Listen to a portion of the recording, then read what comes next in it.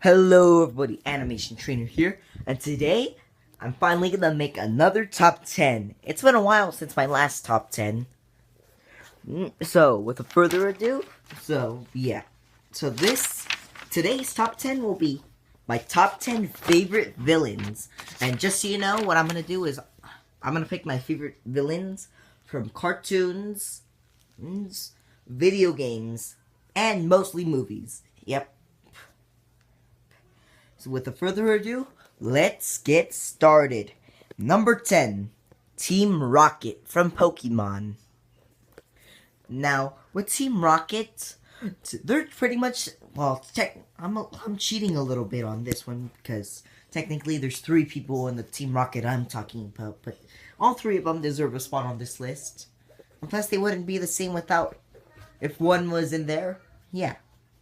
But the thing that makes Team Rocket awesome is is their comic relief. It is just hilarious. It's all the time. Like, it's funny how they always try to capture Pikachu and stuff. And I'm talking about just in generations 2 and 3. Their voice acting is just perfect for them.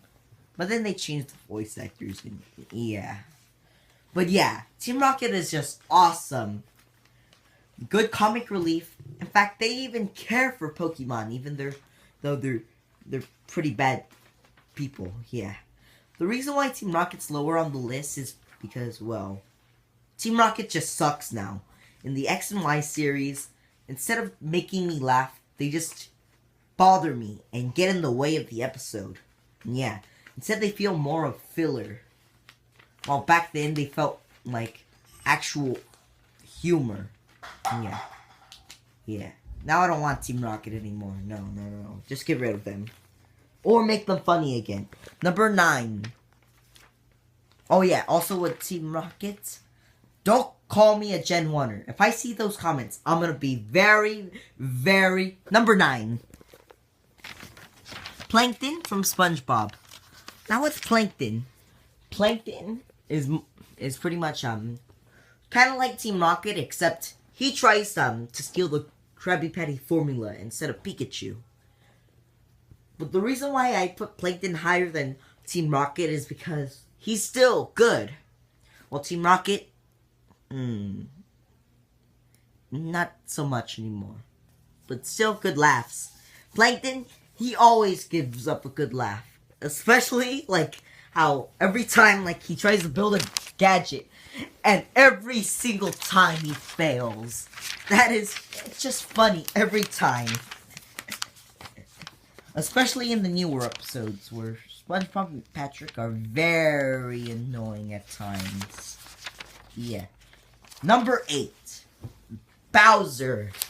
Yep, I said I was gonna put video game characters in it, and so Bowser makes the list. The Mario series is definitely my favorite series of video games.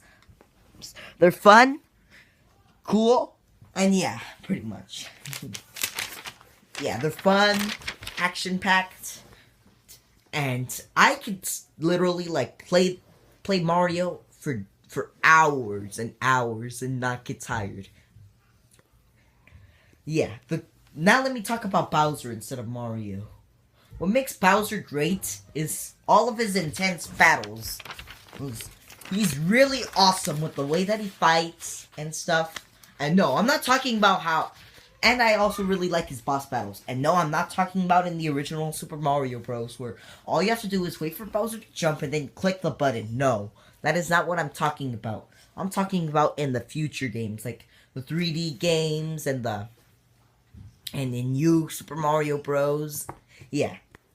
Like in Super Mario Galaxy, I like how you have to actually go up to him and shake the Wiimote. While in New Bros, he actually has a second form, which is pretty awesome. Yep. Next up on the list is Syndrome from The Incredibles. Now, just so you know, the rest of the villains are all all from movies. Yeah.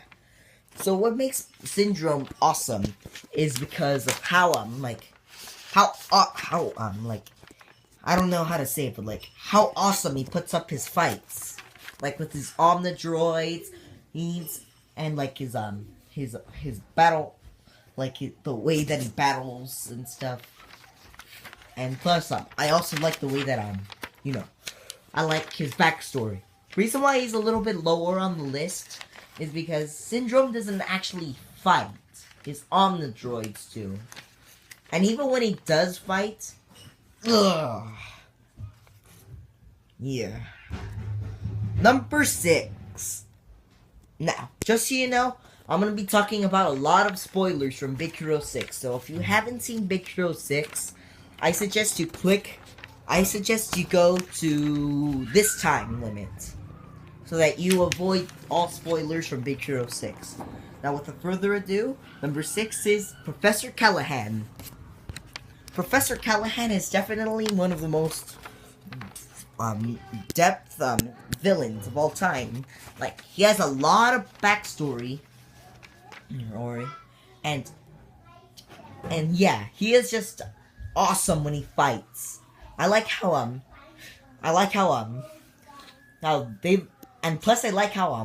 towards the beginning they make it to where they actually seem like Craig is actually the one with the mask, and how they literally throw it at you towards the beginning of the film, but then we find out that it's actually Professor Callaghan. Yeah, I thought that was done very well. Yeah. But Professor Callaghan is very cool. In fact, he has one of the saddest Disney... He causes one of the saddest Disney moments to happen. Moment from a Disney film ever to happen. Number 5.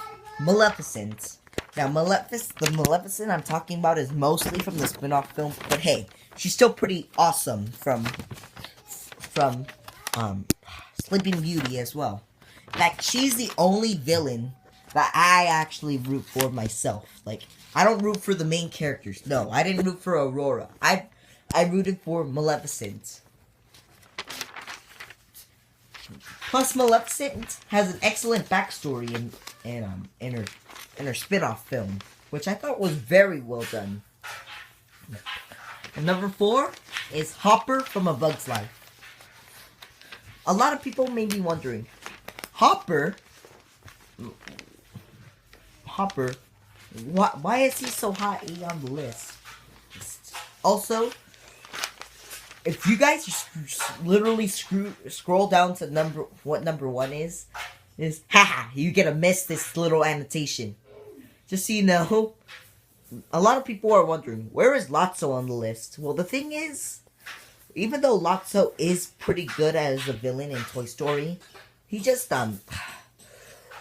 like, I didn't see it coming and stuff, but, like, I don't know. I mean, like, towards the garbage scene, I didn't really care for him that much. Yeah. But what makes Hopper a great villain is literally, like, mostly has to do with the final boss fight against him. Like, I like how he was literally going with nothing just so that he could destroy Flick. Well, literally, he is just so awesome. Plus, I like how earlier he was on the speech that he gave off to the grasshoppers. Like, he was all like, "It's not about food. It's about keeping our place in line with the ants." I thought that was a very good speech. Yeah. And number 3 is Kai from Kung Fu Panda 3. Now, I won't spoil anything from Kung Fu Panda 3, but let's just say that Kai is definitely an amazing villain. This is the 3rd time I'm talking about him in a single video. Wow. But really, what makes Kai awesome is not only the humor that they set up with him, but also because of his sword chains. His sword chains. Yeah. Number 2, Scar from The Lion King. Scar also is on the list due to a nice backstory. And plus of how much he does just to keep his place. He hires a bunch of hyenas that he knows could literally eat him at any moment. He kills Mufasa. He tries to kill Simba. he gets hyenas to join the Pride Lands. He gets rid of all the food in the Pride Lands. He fights Simba even in the fire. He tries to kill Simba again. And then he even tries betraying his own army just to get his place. That is literally what a great villain does. Not to mention that how I don't know how to explain, but his Scar is awesome, but not as awesome as number 1. So number 1 is Darth Vader. Yes. The thing that makes Vader great is just how intense they make him with his intimidating voice. He's with his awesome dialogue and his awesome fight scenes with Luke, with him and Luke. And plus he even has a big backstory himself when he was Anakin Skywalker. In fact, the episodes 1 through 6 are about how mostly 2 through 6 are about how Darth Vader goes from being a Jedi to a Sith, and then back to a Jedi. Yes.